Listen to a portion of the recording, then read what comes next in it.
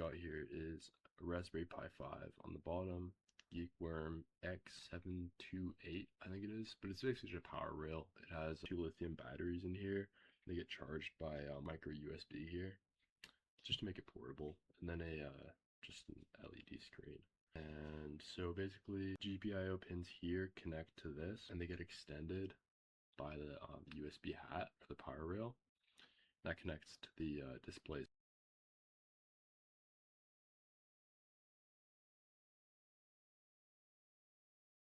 We booted it, and it didn't work because I think the disk image, there's something wrong with the disk image. It was fine. It was finding the boot files, but they just didn't work.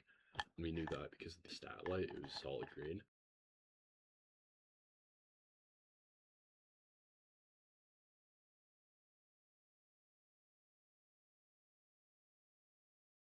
Here we had some standoffs. So just before, these obviously weren't here. So all the stress of the weight of this display was literally being held up by the GPIO pins. And obviously GPIO pins are not meant for structural support, so that was bad. You can see that this thing sort of has a tilt to this side. It's heavy on this side. And obviously just because the pivot is here and there's so much more mass on this side,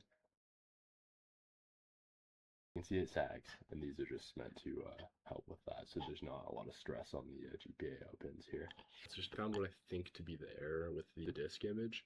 There's 2 different versions of the kernel being referenced, but to actually fix that issue, since it's an ARM64 disk image, I need to boot a virtual machine that has an emulator that can emulate ARM64.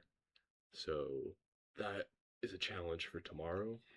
Right now, I'm just happy I found the issue.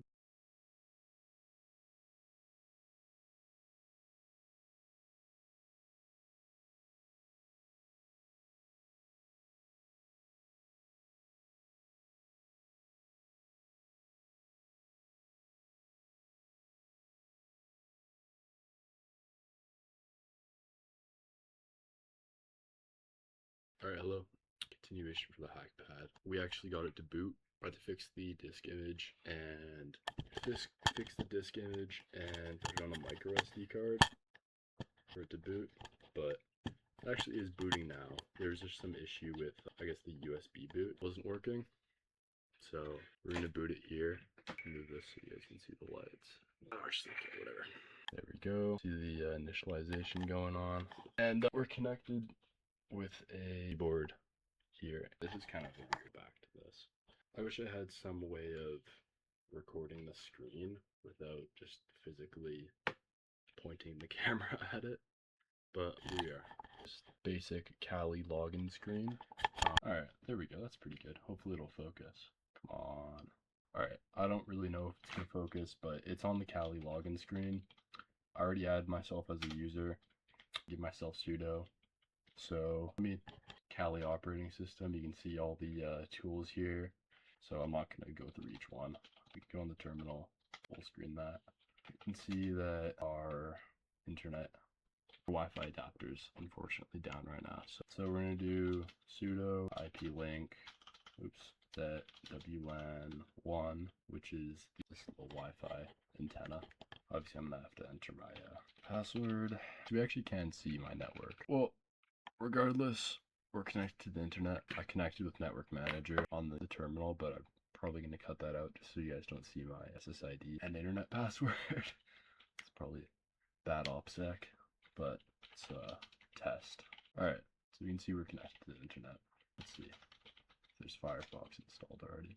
There we go. We actually have Firefox. No mouse. Control T for new tab. Oh, there we go. Alright, let's try to make a Google search. Alright, so we're going to have to fix this. Close that, and let's do time date control. So I think it's the 6th of February. Yeah. Hopefully that makes it a little bit more visible. Oops. Alright, I'm just gonna set it manually. Oh shit, it's the time. Okay. Oh my goodness. Actually, let's just see if it works. Still not working.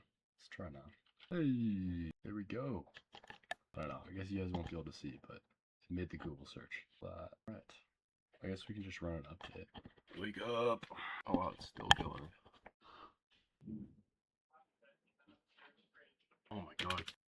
fallen asleep again. There we go. All right.